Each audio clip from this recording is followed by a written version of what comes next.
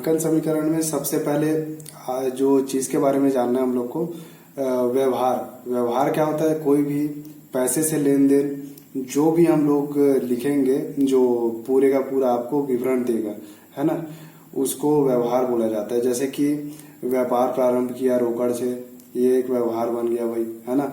आपने सामान खरीद के लाया, वो एक व्यवहार बन गया, ठीक है। किराया दिया, ये एक व्यवहार बन गया। जिसमें भी पैसों का लेन देन होने वाला है, पैसों से संबंधित, है ना, कोई संपत्ति घटे वगैरह, ये सारी के सारी चीजें क्या होने वाले, व्यवहार बोलते हैं उनको। दूसरी चीज जो होती है, दूसरी चीज जो है वो है आपके संपत्ति। तो संपत्तियां क्या चीज होती है? संपत्ति दो तरीके का रहता है। देखो रहता क्या चीज है, दो तरीके का है। एक दृश्य रहता है जिसको मूर्त संपत्ति बोलते हैं, और दूसरे तरीके का रहता है अदृश्य संपत्ति या अमूर्त संपत्ति बोलते हैं। अब संपत्ति वो चीज होता है जिसको आप रोकड़ में बदल सकते हो, है ना, जिनके बदले आपको पैसे मिल सकते हैं, है ना। आपको कुछ पैसे मिल सकते हैं जिनकी एक कीमत लगाई जा सकती है।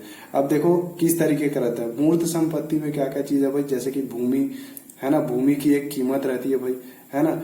भवन से आप पैसे ले सकते हो, कीमत रहती है इसकी। रोकड़, है ना, रोकड़ तो अपने आप में जो कैश रहता है, नकद, है ना, या इसको बोला जाता है नकद जो होता है ना, पैसा। उसके बाद है बैंक, बैंक से भी पैसे निकाल सकते भाई, इनके भी एक कीमत है। मशीनरी की भी कीमत है एक ठो, है ना। फर्नीचर की भी कीमत, स्कंद की भी कीमत होती है। स्कंद मतलब स्टॉक, जो भी सामान वगैरह खरीद के लाएंगे उनको स्कंद बोला जाता है, ठीक। उसके बाद में देनदार, देनदार वो होते हैं जिनसे हमको पैसे लेने होते हैं, ठीक है, जो हमको पैसे देंगे। तो देनदार भी क्या है, उनको आप पैसों में बदल सकते हो। कल आज नहीं तो कल वो तो पैसे देने ही वाले हैं आपको, ठीक। उसके बाद में अदृश्य अमूर्त संपत्ति, तो ये वो होते हैं जिनको हम देख नहीं सकते ना छू सकते हैं। तो ये इसमें क्या क्या चीजें आती है, जैसे कि सॉफ्टवेयर वगैरह हो गया कंपनी का, है ना। कंपनी में सॉफ्टवेयर वगैरह यूज करते हैं, पेड रहता है ना, जिनके पैसे देने पड़ते हैं उनको। तो उनके वो सब वो संपत्ति में गिनते हैं उसको। एंटीवायरस वगैरह हो गया, ये सब चीज भी होता है। कॉपीराइट, कॉपीराइट के लिए होता है भाई, है ना।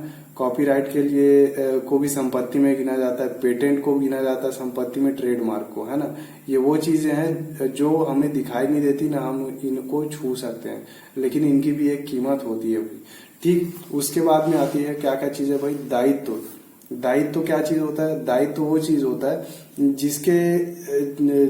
जिसके लिए मतलब हमको दायित्व, हमको आगे कल को हमको देना है, एक कीमत अदा करनी पड़ेगी। जैसे कि समझने के लिए ले लेते हैं भाई, जैसे बैंक से लोन ले लेते हैं, है ना। बैंक से लोन लेके आए, बैंक से लोन लेके आए, पैसा हमको मिला होगा, ठीक है, पैसा हमको मिला होगा। उसके बाद में क्या करना पड़ेगा? आज नहीं तो कल तो हमको पैसा उसको देना पड़ेगा। मतलब क्या हो गया, हम उनके लिए दायित्व ऋणी हो गए, है ना, ये बोलते हैं हम लोग, ऋणी हो गए बोलते हैं ना, जो वो क्या रहता है, हम लोग उसके लिए लायबल हो गए पैसा देने के लिए। तो जो ऋण वगैरह हो गया, बैंक से लोन या ऋण, ओके, ठीक है। उसके बाद में लेनदार, लेनदार मतलब किसी से पैसा लेके आए या उधार में सामान खरीद के लेके आए, तो वो लोग क्या है, लेनदार कहलाने वाले हैं, ठीक है। विविध लेनदार बोला जाता है इनको। तो इनको हमको कल के डेट में पैसे देने पड़ेंगे, है ना। हर वो चीज जिसका मतलब हम पैसा लेके आ गए जहां से, या तो सामान खरीद के आ गए या कोई सर्विस यूज कर लिए हैं, है ना, लेकिन अभी तक के उनको पेमेंट किए नहीं है, ठीक है। इन फ्यूचर हमको उनको पेमेंट करना है, पेमेंट करना है मतलब भुगतान करना है, ठीक है। तो उनको किस चीज में लिखा जाएगा? दायित्व में लिखा जाएगा। देखो दायित्व से हम लोग को कुछ मिलना है नहीं अभी। जैसे कि लेनदार, लेनदार तो पहले ही पैसा दे चुका है, अब इसको पैसे में बदल सकते हो क्या? नहीं बदल सकते। बैंक से लोन ले चुके हैं भाई हम पहले से, यहाँ पे हमको संपत्ति मिल चुका है इसके बदले, है ना। तो उसको आपको देना है, ये अभी अब दोबारा इसमें कोई हम लोग को कुछ मिलने वाला नहीं है। मतलब ये आपका दायित्व रहेगा। इनको जिनको भी आपको भुगतान करना रहेगा इन फ्यूचर, वो पूरे के पूरी चीजें आपके दायित्व में आएंगी। उसके बाद आता है पूंजी। तो पूंजी क्या क्या चीज होता है भाई? जैसे कि व्यापार प्रारंभ करते समय बिजनेस में पैसा लगाया जाता है, ठीक है। व्यवसाय, कोई भी व्यवसाय चालू किए, ठीक है, तो उसमें हर वो चीज जिसको एक व्यवसायी अपना बोल सके, जिसको बोल सके कि हाँ ये चीज मेरा है, ठीक है, वो आपका क्या कहलाएगा? पूंजी। जैसे लाभ से मिला हुआ कोई राशि, ठीक है, लाभ कमाया उसने, पैसा मिला उसका, तो वो क्या कहलाएगा? उसका पूंजी कहलाएगा। व्यापार प्रारंभ करते समय जो भी पूंजी लगाता है, जैसे कि हो गया रोकड़, हो गया बैंक, हो गया, ठीक है, तो वो सारी चीजें आपके पूंजी में गिनाती है। अब इसके लिए एक उदाहरण बता देता हूँ मैं, जैसे कि एक ले लेते हैं, एक एग्जाम्पल के तौर पे रोहित का एग्जाम्पल ले लेते हैं। कोई रोहित है, जैसे कि रोहित है, इन्होंने क्या है, एक व्यवसाय प्रारंभ किया है, ठीक है, एक दुकान खोल रहे हैं ये। तो दुकान खोल रहे हैं, वहां पे एक बिल्डिंग लिए सबसे पहले तो, ठीक है, एक बिल्डिंग लेके आए, बिल्डिंग लिए हैं या भवन, है ना। भवन किस चीज में होता है, देख सकते हैं, छू सकते हैं, भाई ये होता है आपका एक संपत्ति। भवन लिया इन्होंने 5 लाख रुपए का। अब ये 5 लाख रुपए कहाँ से लाते हैं, बैंक से लोन लेके, है ना, लोन लिए हुए हैं 5 लाख रुपए का, और वही 5 लाख रुपए से इन्होंने बिल्डिंग खरीद लिया। ये सबसे पहला 5 लाख रुपया आ गया यहाँ पे इनके व्यवसाय में, ठीक, जो कि लोन का था। अब देखो लोन क्या होता है, लोन से आप एक संपत्ति लेके आ गए, अब दोबारा आपको इसको क्या करना पड़ेगा, इसका भुगतान करना पड़ेगा बाद में। मतलब ये क्या कहलाएगा, दायित्व, ओके, ये कहलाने वाला आपका दायित्व। इसके अलावा व्यापार किस चीज से प्रारंभ कर रहे हो, मान लेते हैं कि भाई देखो भवन से बस तो काम नहीं चलेगा, है ना, कुछ लेन देन के लिए वो रोकड़ भी रखा होगा, तो रोकड़ भी डाला इसने बिजनेस में, ठीक है, रोकड़ डाला इन्होंने, 1 लाख रुपए का रोकड़ रखा है, ठीक। तो व्यापार प्रारंभ करते समय इन्होंने 1 लाख रुपए का अपने जेब से रोकड़ डाला, है ना, जो कि डाला है इन्होंने अपने जेब से। उसके बाद में साथ ही साथ फर्नीचर, ठीक है, फर्नीचर इन्होंने डाल के रखा, 50,000 रुपए का मान लेते हैं, 50,000 का फर्नीचर डाला इन्होंने, तो 50,000 रुपए का फर्नीचर।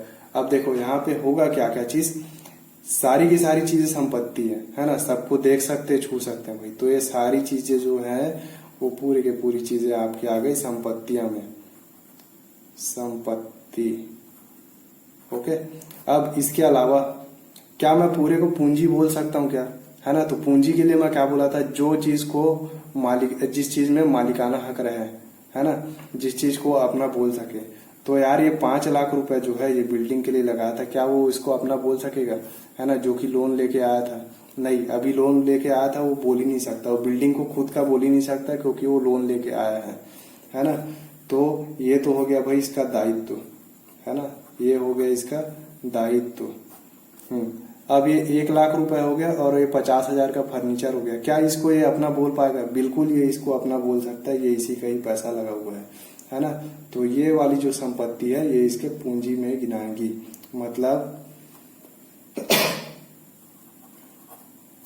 पूंजी हो गया इसके व्यापार व्यवसाय में 1,50,000 रुपए की पूंजी हो गई, और 5 लाख रुपए की दायित्व हो गए, और कुल जो संपत्ति है ना, कुल संपत्ति इसके व्यवसाय में है अभी 6,50,000 रुपए का, 5 लाख, 1 लाख और 50,000, मतलब टोटल हो गया 6,50,000 रुपए, ठीक है। तो ये होता है लेखांकन समीकरण में। अब इसके बाद में प्रैक्टिकल प्रॉब्लम में मैं आप लोग को पूरे डिटेल में एक क्वेश्चन दे दूंगा, उसमें आपको समझ में आते जाएगा। हाँ, इसके लिए सूत्र जो रहता है वो रहता है संपत्तियां